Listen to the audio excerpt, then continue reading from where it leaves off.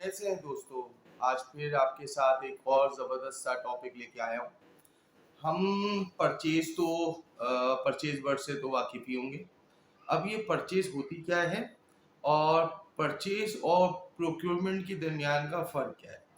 ये क्लिप जो है वो हमारे न्यू कमर्स के लिए बहुत फ़ायदेमंद साबित होगी। अगर आप किसी एक अच्छी ऑर्गेनाइजेशन में प्रोक्योरमेंट डिवीज़न के अंदर काम करना चाहते हैं तो और आपका ख्वाब है और आपको अचानक से एक इंटरव्यू कॉल आ जाती है। आप इंटरव्यू के लिए जाते हैं और वहाँ से आपसे पूछा जाता है कि बेटा ये बताएं कि परचेज और प्रोक्योरमेंट के दरमियान क्या फ़र्क है। अगर आप उसका जवाब प्रॉपर नहीं दे पाते हैं तो इस मीन कि आपका 80% कॉन्फिडेंस लूज हो गया।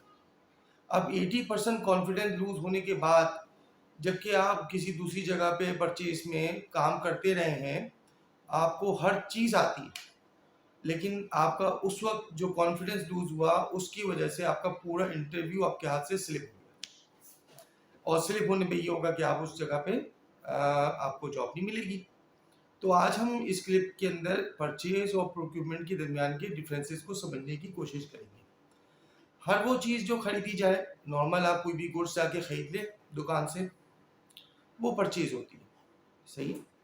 यानी कोई भी चीज़ हम किसी भी दुकान से जाके परचेज कर लेते हैं, उसको पैसे दिए, उससे गुड्स लिए और आ गए, परचेज हो गई। ये नॉर्मल परचेज कहलाती है। प्रोक्यूरमेंट क्या है? प्रोक्यूरमेंट एक पूरा प्रोसेस ऑफ परचेज है। प्रोक्यूरमेंट के अंदर हम सबसे पहले अपने वेंडर से मिलते हैं, मुख्तलिफ किस्म के वेंडर से मिलते हैं, उनसे कोटेशन लेते हैं।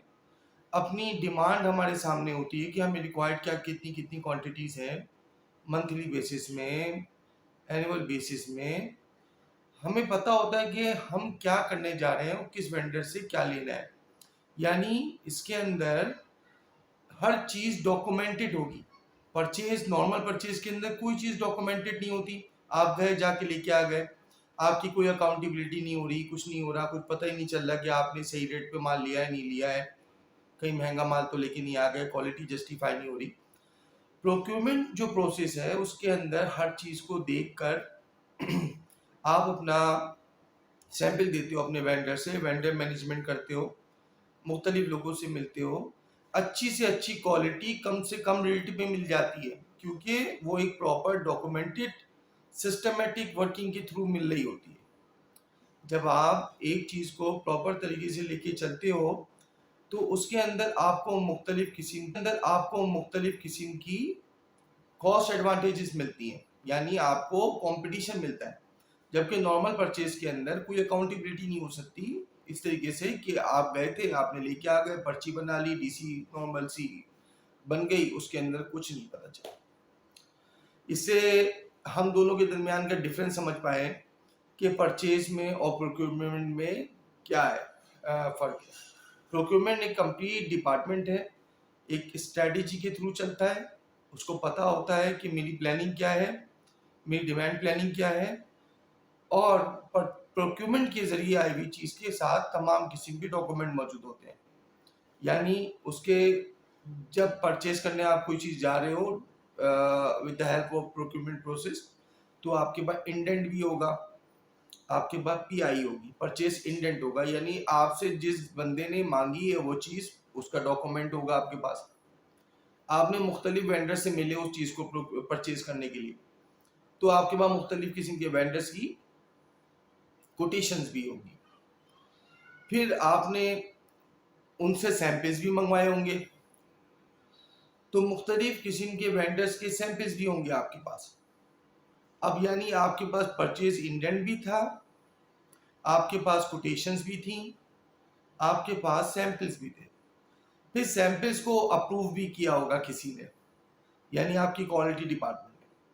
तो अपने क्वालिटी डिपार्टमेंट की अप्रूवल भी होगी कि yes this sample is approve and you may proceed. फिर उसके बाद आपने एक फाइनल परचेज ऑर्डर भी बनाया होगा। परचेज ऑर्डर के बारे में डिटेल मैंने पिछले दिनों डिस्कशन की है, आप उससे इस्तेफादा हासिल कर सकते हैं, उसको देख सकते हैं। तो परचेज ऑर्डर भी होगा और परचेज ऑर्डर के ऊपर उसकी रेट, उसके साथ terms and conditions between you and your vendor, सब कुछ उसमें लिखा हुआ होगा। जो कि एक legally bounded document.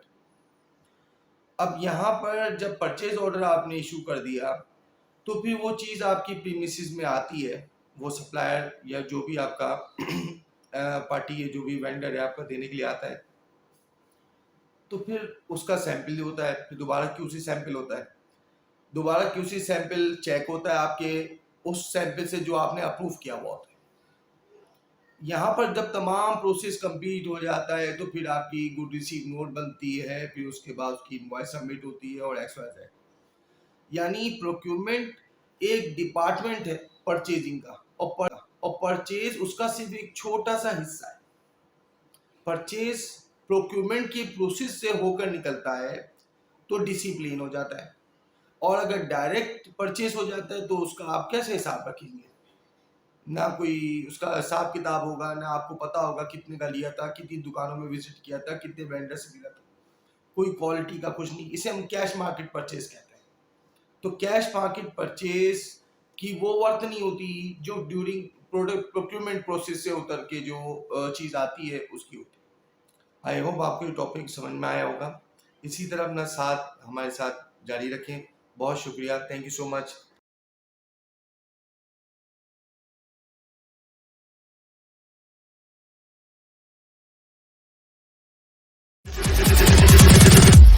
Here we go.